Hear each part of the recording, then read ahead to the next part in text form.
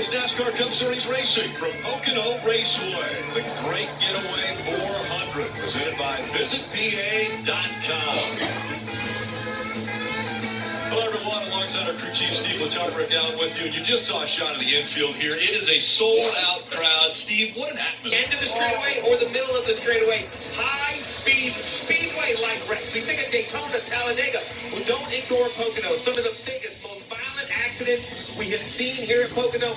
We don't talk about it. The drivers don't talk about it, but they have to think about it in the back of their mind. These are the biggest names in the sport taking some of the biggest hits. We just saw Jeff Burton in turn number 1, and he talked about the speeds over 190 miles an hour as they are entering turn 1. Very dangerous and tempers. The urgency of Chris Buescher being right there on the bottom of that list, right above the cut line. One thing that's a little different with his team today, different spotter. Brian Keselowski, brother Brad Keselowski, will be spotting for Chris Buescher. Mike Herman is not with us today, a little under the weather. So a fill-in, how difficult is that, having a different voice in your ear when someone is on the line? Well, normally I would say, you kind of will get a rhythm. He has experience on top of the roof. Well, your rhythm is going to start right here, 4 or 5 wide into turn 1. Out in front of the field, and he won his second pole yesterday. Ready. Ty Gibbs brings him to the green. Great flag is out. Let's go racing, boys. And Pocono, tricky triangle. And now rocketing down the front stretch into turn 1. They all stay 2 by 2. Peeking out just a bit, there was Ross Chastain. Yeah, a bit surprising. Very much more organized than we've seen here in the past. Maybe not so much in the back half, but now we see 3 wide trying to get figured out off of turn 1. Everybody gets through that first turn, and now they head toward the tunnel turn. There's a tunnel underneath turn 2, and it is rough. Side by side for the lead still through turn 2. Really nice job by the 54 and the 24. Pretty difficult to run 2 wide through turn 2. They did it successfully. Now we'll see if that 54, Ty Gibbs, can use that top lane to maybe carry the momentum down this extremely long front stretch. Really the second longest that he does. He clears the 24 and then swerves down to try to get away from that drag. Not going to give the 24 help. And so he clears the 24. And here comes Mark Truex Jr. A lot of people have had Mark Truex Jr. on the top of their list as far as favorites coming into this race. He led every category I look at. When you look at 5-lap, 10-lap average, long run speed. I mean, he had everything you want out of your car in practice. But that was yesterday. We saw heavy rains this morning. We'll have watched the rubber off the racetrack. And just how much different will it be after the Xfinity Series race? So it always seems to be just a little different on Sunday. Field lining up now as they follow after Ty Gibbs. Gibbs still looking for his first ever win at the highest level after winning a championship a couple years back in the Xfinity Series. Still waiting to break into victory lane here at this level. But pulling away easily now from William Byron and Mark Truex Jr., who have a fight for second on. There's Christopher Bell in the 20.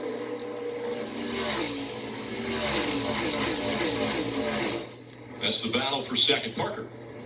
Well, Rick, you mentioned Ty Gibbs looking for his first win. I actually talked to him about that just before the race here today. And I said, when you have a car as fast as you had in qualifying and you put on a performance like that, do you even think about the idea of winning one of these races? He said, no, I can't. He goes, I don't want to drive myself crazy trying to think about all the things I can't control.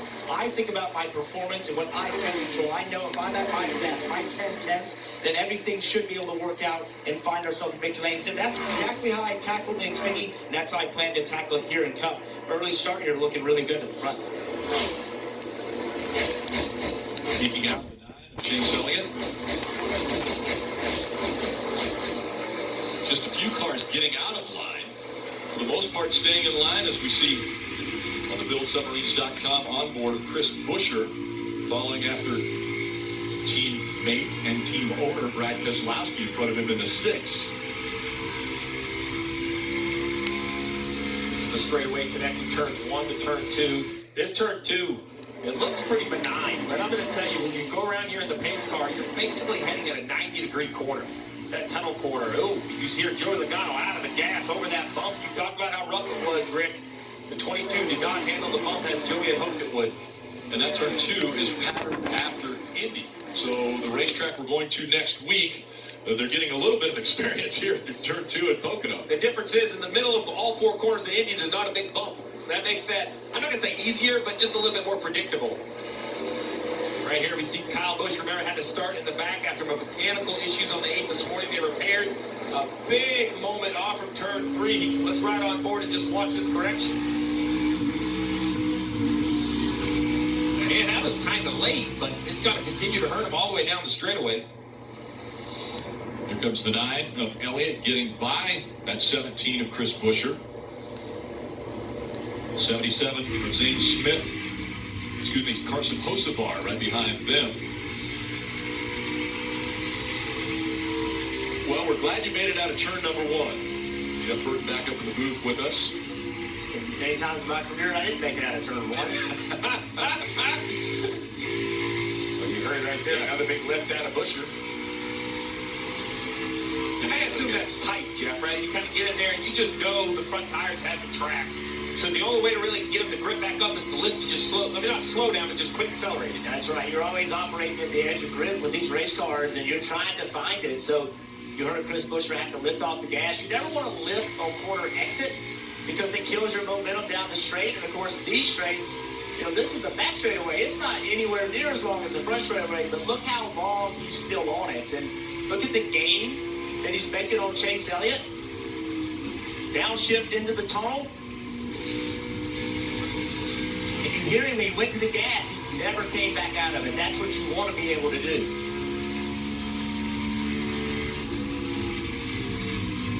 There's a rev limiter right there. I was going to say, he's staying in 4th gear. Yeah. So later in the race, Jeff, why that might be the most comfortable, if I need you to work on your fuel mileage, when and how you shift can be a big difference. Like you might run in 5th gear all the way around. And why that's not